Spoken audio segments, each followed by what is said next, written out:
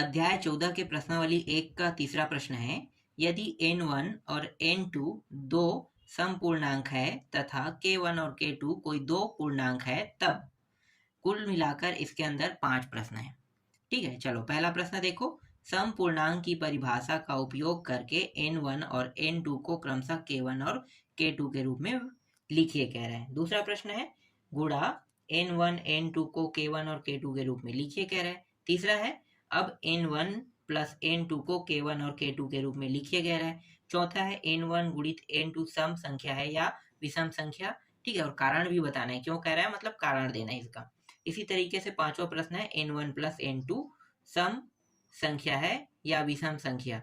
यहां भी कह रहा है, क्यों कह रहा है ना। तो चलो पहला प्रश्न पहले देख लेते हैं।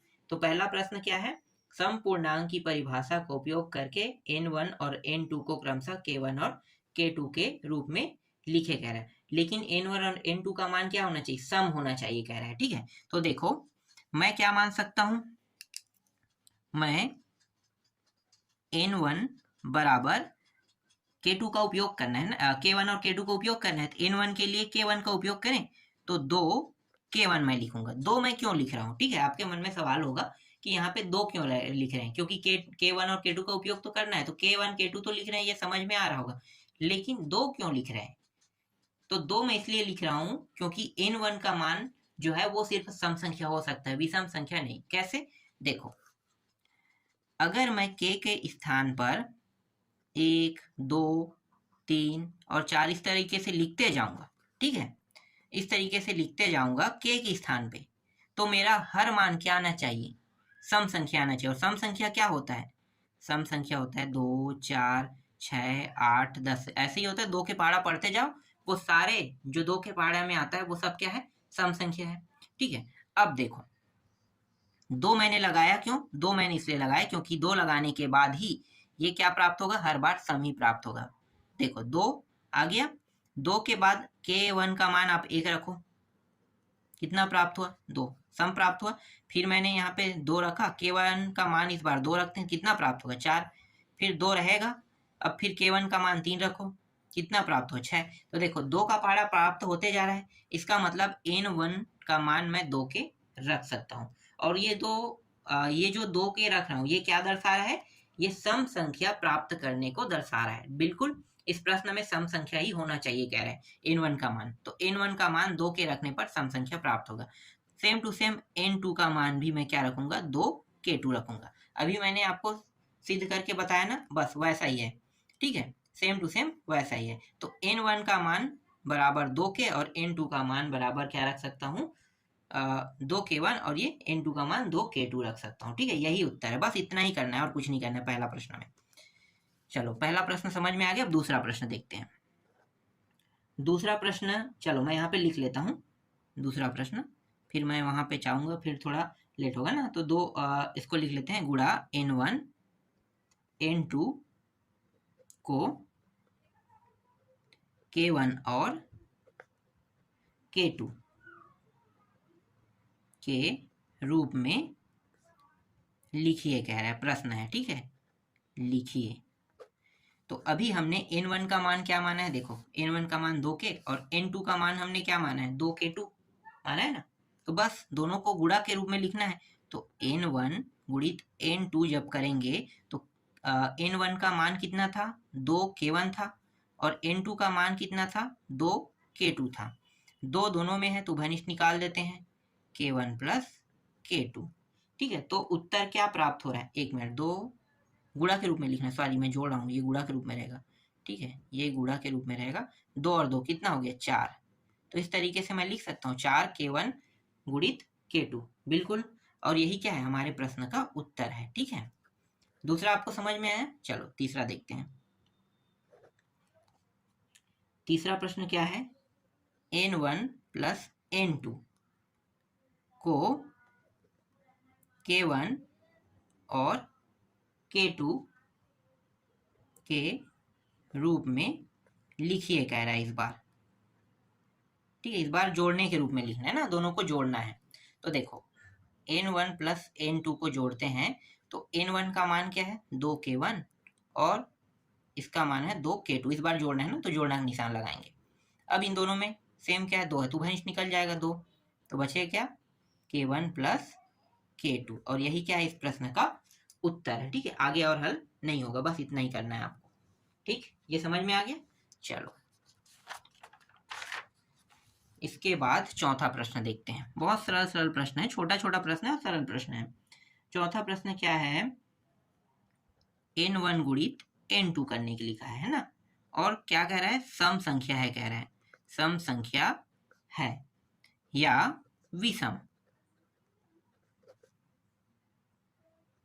और अंत में पूछा है क्यों कह रहा है।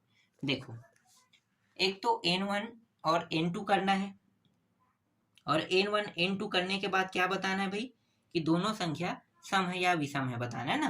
तो चलो n1 गुणित n2 कर लेते हैं। n1 का मान क्या था, 2k1 गुणित 2k2, 2 2 4 हो गया, k1 गुणित k2, k1 और k2 के जगह पे मैं k3 लिख सकता हूँ, या फिर मैं x रख देता हूँ।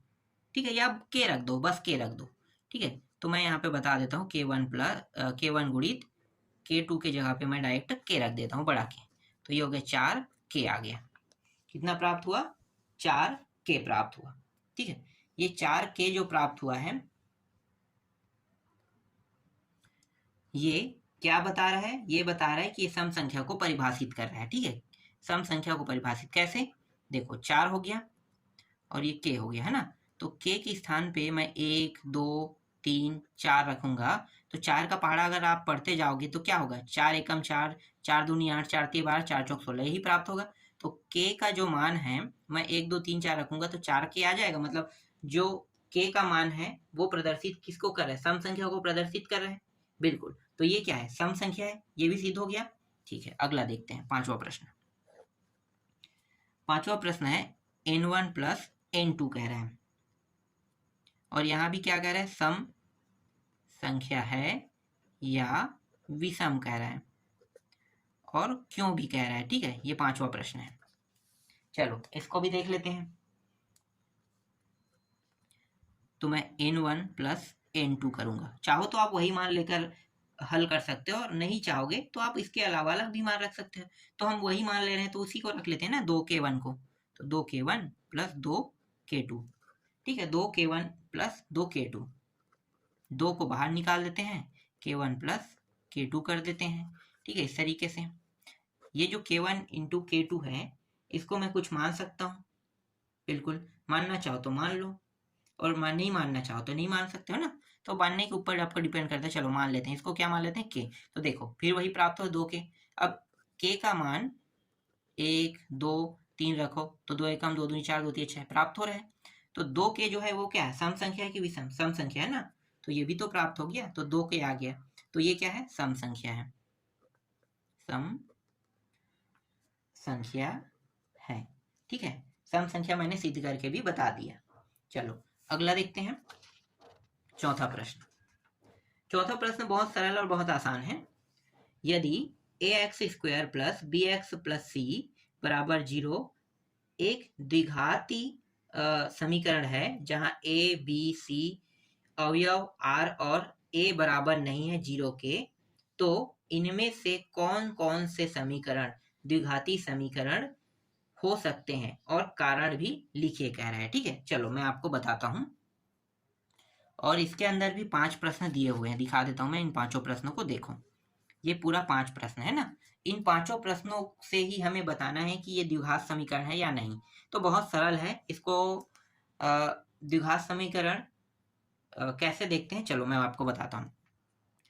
जिस भी x के ऊपर 2 घात है, ठीक है, 2 घात है, वो सभी के सभी क्या होंगे, द्विघात समीकरण। अब देखो किसके किसके ऊपर 2 घात है, तो x के ऊपर 2 घात यहाँ पे, और a का मान 0 कभी भी नहीं होना चाहिए। ठीक है, ये कभी भी नहीं होना चाहिए। अगर a का मान 0 हो जाएगा तो ये पूरा मान क्या हो जाएगा, 0। इसलिए a का मान 0 के अलावा क्या हो सकता है, 1 2 3 ये हो सकता है, पर 0 कभी भी नहीं हो सकता। इसका मतलब आपको समझ में आ गया। इस प्रश्न में a नॉट इक्वल 0 यही था, तो इसका मतलब ये है कि a बराबर नहीं है 0 के कह रहा है। ठीक है, तो a की जगह पे हम कोई भी कंडीशन में 0 नहीं रख सकते कह रहा है। क्या क्या रख सकते हैं, 1 2 3 ये सब रख सकते हैं। समझ में आ गया? ठीक है। अब बताओ ए एक्स स्क्वायर, तो ये एक्स के ऊपर जो 2 घात लगा है ना, तो 2 घात लगने के कारण ये द्विघात समीकरण है या नहीं? मैंने आपको क्या कहा था कि x के ऊपर अगर 2 घात लग जाए तो वो क्या होगा, द्विघात समीकरण। तो ये क्या है, ये एक द्विघात समीकरण है। मैं राइट करूंगा द्विघात समीकरण है, बस इतना ही पूछा है और कुछ नहीं पूछा है, ये है या नहीं है बस पूछा है ना। तो ये क्या है, द्विघात समीकरण है। बी में देखो बी एक्स, तो यहाँ तो x का वर्ग नहीं है, x का वर्ग नहीं है, तो ये द्विघात समीकरण है कि नहीं? नहीं है, क्योंकि इसमें एक घात है, इसलिए ये द्विघात समीकरण नहीं होगा। ठीक है, क्या लिखना है, द्विघात समीकरण नहीं है, बस इतना ही लिखना है। ठीक है, इसके बाद देखो ए एक्स स्क्वायर प्लस सी है, ये द्विघात समीकरण है कि नहीं? भाई एक्स के घात तो 2 होना चाहिए ना, मैंने कहा था, तो 2 तो है, इसका मतलब ये द्विघात समीकरण है। ठीक, फिर ए एक्स स्क्वायर, ये भी द्विघात समीकरण होगा, पर बी एक्स होगा क्या, नहीं होगा, द्विघात समीकरण नहीं है। तो जो नहीं है उसको मैंने कट कर दिया है और जो है मैंने उसको राइट कर दिया है। तो अब आपको समझ में आ गया? ठीक है, और जो जो है उनमें देखो सबके सामने क्या लगा है, एक्स लगा है, तो आपको ये बता देना है एक्स नॉट इक्वल 0, मतलब A not equal 0, A not equal 0। क्यों हम ए नॉट इक्वल 0 कह रहे हैं, क्योंकि ए का मान अगर मैं 0 रख दूंगा तो ये पूरा मान 0 हो जाएगा, तो 0 जब हो जाएगा तो ये तो द्विघात समीकरण नहीं होगा, इसलिए हम ए का मान कोई भी कंडीशन में 0 नहीं रखेंगे। क्या रख सकते हैं, 1 2 3 रख सकते हैं। ठीक है, तो ये कंडीशन आपको क्या करना है, लास्ट में लिख देना है बताते समय कि ये द्विघात समीकरण नहीं है, और द्विघात समीकरण है तो नहीं है में तो आपको लिखने की जरूरत नहीं, लेकिन द्विघात समीकरण है में है लिखने के बाद ए नॉट इक्वल 0 आपको लिखना है। तो इस तरीके से मैंने आपको प्रश्न क्रमांक 3 और प्रश्न क्रमांक 4 आपको पूरा समझा दिया। ठीक है, एक प्रश्न और बचा है, प्रश्न क्रमांक 5, उसको मैं आपको नेक्स्ट वीडियो में बताऊंगा।